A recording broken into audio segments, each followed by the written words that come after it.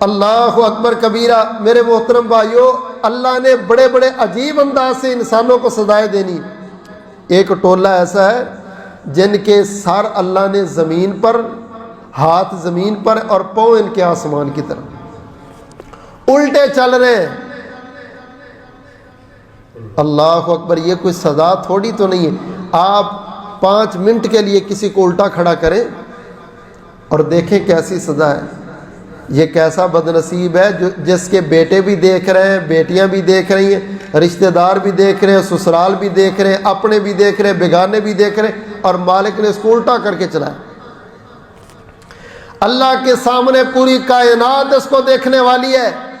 امام الانبیاء جناب محمد صلی اللہ علیہ وسلم نے فرمایا وَمَن يَهْدِ اللَّهُ فَهُوَ الْمُهْتَدِ وَمَن يُضْلِلْ فَلَن تَجِدَ لَهُمْ أَوْلِيَاءَ مِن دُونِهِ وَنَحْشُرُهُمْ يَوْمَ الْقِيَامَةِ عَلَى وُجُوهِهِمْ عُمْيًا وَبُكْمًا وَصُمًّا مَأْوَاهُمْ جَهَنَّمُ كُلَّمَا خَبَتْ زِدْنَاهُمْ سَعِيرًا۔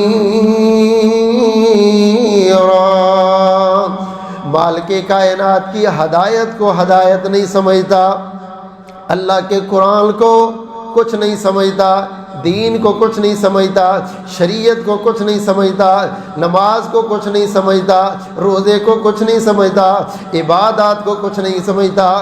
اللہ فرماتے ہیں ایسا بد نصیب انسان قیامت والے دن آئے گا جس طرح اس نے میرے دین کو سمجھا ہی نہیں، میں رب نے پھر قیامت والے دن اس کو کچھ نہیں سمجھنا۔ الٹا کر دو بھائی، یہ بندہ نہیں ہے، یہ جانوروں سے بدتر ہے، الٹا ہی چلے گا۔ میں نے کان دیے تھے میرا قرآن سنتا، میرا دین سنتا، نہیں سنا، اس کو الٹا کر دو۔ میں نے دنیا میں بڑی بڑی عبرت ناک دنیا کو سزائیں دی، دیکھ کے عبرت پکڑتا، نہیں پکڑی، اس کو الٹا کر دو۔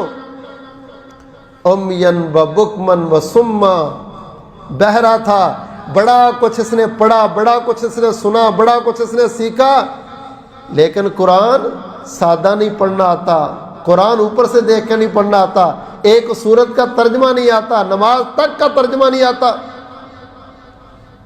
میرے بھائی، یہ غلطی نہیں ہے، یہ جرم نہیں ہے میرا کہ میں نے مالک کے ساتھ تعلق کتنا کمزور رکھا ہوا ہے۔